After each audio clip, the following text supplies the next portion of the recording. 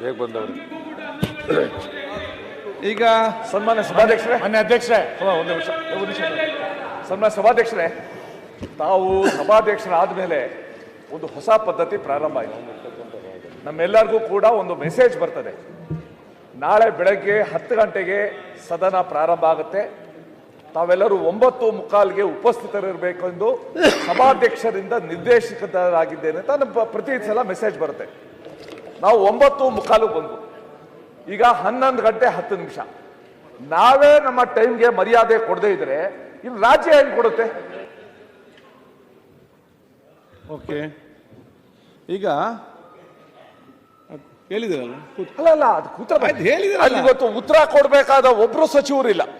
ಆಯ್ತು, ಮುಖ್ಯಮಂತ್ರಿಗಳಿಲ್ಲ, ಉಪಮುಖ್ಯಮಂತ್ರಿಗಳಿಲ್ಲ, ಗೃಹ ಸಚಿವರಿಲ್ಲ, ಅಬಕಾರಿ ಸಚಿವರಿಲ್ಲ, ಸಣ್ಣ ನೀರಾವರಿ ಸಚಿವರಿಲ್ಲ. 9:15 ನಂಬರ್ ಕೇಳಿದ್ರಿ, ನಾವ್ಯಾಕೆ ಮುಂಚೆ ಬರ್ಬೇಕು? ಓಕೆ. ಅಥವಾ ನಿಮಗೆ ನಿಮ್ಮ ಮಾತು ಬಗ್ಗೆ ವಿಶ್ವಾಸ ಇಲ್ವಾ?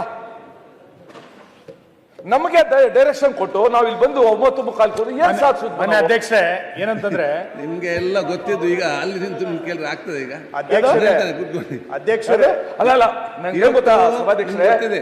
ಅಲ್ಲ ನಂಗೆ ಒಂದು ನೆನಪು ಬರೋದು, ಒಂದು ಊರಿಗೆ ರೈಲು ದಿವಸ ನಿಧಾನಕ್ಕೆ ಬರ್ತಾ ಇತ್ತಂತೆ. 1 ಗಂಟೆ 2 ಗಂಟೆ 3 ಗಂಟೆ ಜನ ಟೈಮ್ ನೋಡೋದೇ ಬಿಟ್ಬಿಟ್ರು. ಆಫ್ಟರ್ ಎ ಲಾಂಗ್ ಪೀರಿಯಡ್ ಒಂದು ದಿವಸ ಕರೆಕ್ಟ್ ಆಗಿ ಬಹುತೇಕ ಸಚಿವರು ಬಂದಿದ್ದಾರೆ. ಇಲ್ಲಿ ಸಮಯಕ್ಕೆ ಆರಂಭ ಆಗ್ಲಿಲ್ಲ ಅಂತ ಸ್ವಲ್ಪ ಲೌಂಜ್ ಅಲ್ಲಿ ಇರಬಹುದು, ಕಚೇರಿಗೆ ಹೋಗಿರಬಹುದು. ಎಲ್ಲಾರು ಅಂತ ನಾನು ಹೇಳೋದಿಲ್ಲ. ನೀವು ನೋಡಿದೀರಾ ಒಂದು ದಿವಸ 10 ಗಂಟೆಯಿಂದ ಎಷ್ಟು ಜನ ಹೋಗಿದ್ದಾರೆ, ತಾವು ನೋಡಿದೀರಾ. ನೀವು ಇದ್ದೀರಾ, ನಾನು ಇದ್ದೀನಿ. 10 ಗಂಟೆಯಿಂದ ಒಂದು ದಿವಸ 1 ಗಂಟೆ ತಡವಾಗಿ ಆರಂಭ ಆಗಿದ್ರಿಂದ ಅಲ್ಲಿ ಇಲ್ಲಿ ಹೋಗಿರ್ಬಹುದು ಅಷ್ಟೇ. ನಿಮ್ ಭಾವನೆ ಹೇಳಿಬಿಡಿ. ಒಂದ್ ದಿವಸ ಕರೆಕ್ಟ್ ಟೈಮ್ ಬಂದ್ಬಿಟ್ಟು ಹೋಗಿ ಆ ಡ್ರೈವರ್ ಹಾರ ಹಾಕಿದ್ರು, ಮಂಗಳಾರತಿ ಬೆಳೆದ್ರು. ಏನು ಅಂದ್ರೆ ಟೈಮ್ ಸರಿ, ಅದು ನೆನ್ನೆ ಟ್ರೈನ್ ಅನ್ನಂತ. ಈಗ ನಿಮ್ಮ ಕುಮಾರು ಹೇಳಿರೋದ್ರಲ್ಲಿ ನಾವು ಸೇರ್ತೀವಿ. ನಾವೆಲ್ಲ ಬೆಳಗ್ಗೆ ಎದ್ದು ತಿಂಡಿ ತಿನ್ನಕ್ ಓಡೋಡಿ ಬಂದ್ರಿ. ನಾನು ಎಷ್ಟೊತ್ತು ಬಂದೆ? 9:15 9:15 ಇಲ್ಲಿದ್ದೆ ನಾನು. ಮತ್ತೆ ಪ್ರೊಟೆಸ್ಟ್ ಅಂತ ಹೇಳಿದ್ರೆ ನೀವು ಲೇಟ್ ಆಗಿ ಬರ್ತಾ ಅಂತ ಹೇಳಿ ನೀವು ಕೇಳಿಲ್ಲಲ್ಲ ನಮ್ಮ ಪ್ರೊಟೆಸ್ಟ್. ನೀವು ಇವತ್ತೆಲ್ಲ ಆಡಳಿತ ಅಧ್ಯಕ್ಷರೇ, ನೀವು ಇವತ್ತು ಸ್ವಲ್ಪ ಅವ್ರ ಕಡೆ ವಾಲ್ದಂಗಿದ್ದೀರಾ.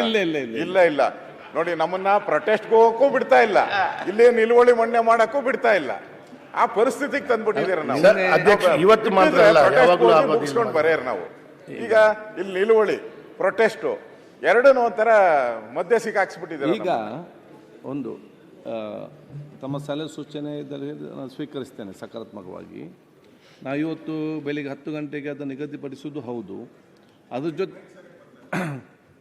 10 ಗಂಟೆಗೆ ನಿಗದಿಪಡಿಸುವುದು ಹೌದು. ಅದ್ರ ಜೊತೆ ನಾನು ಹೇಳಿದ್ದೇನೆ, 10 ಗಂಟೆಯಿಂದ ಫ್ಲ್ಯಾಗ್, ನಮ್ಮ ಈ ವಿಶ್ವದ ಅತ್ಯಂತ ದೊಡ್ಡ ರಾಷ್ಟ್ರಧ್ವಜ ಅದು ಭಾರತದ್ದು, ಅದನ್ನು ನಾವು ಅಲ್ಲಿ ಅನಾವರಣಗೊಳಿಸಿ ಒಂದು ಕಾರ್ಯಕ್ರಮ ಇದೆ ಅಂತೇಳಿ ನಿಮ್ಮನ್ನೆಲ್ಲ ಆಹ್ವಾನಿಸಿದ್ದೇವೆ. ಅಲ್ಲಿ 10 ಗಂಟೆಗೆ ಪ್ರಾರಂಭ ಮಾಡಿ, ನಿಮ್ಗೆ ಗೊತ್ತಿ ಒಂದು ಕಾರ್ಯಕ್ರಮ, ಅದು ಒಂದು ರಾಷ್ಟ್ರಧ್ವಜದ ದೇಶಭಕ್ತಿಯ ಅನಾವರಣ, ಆ ಒಂದು ಸಂಕೇತವಾದ ರಾಷ್ಟ್ರದ ಅನಾವರಣ ಮಾಡುವಾಗ ಅಲ್ಲಿ ಕೆಲವೊಂದು ಸಮಯ ತಗೊಳ್ತದೆ.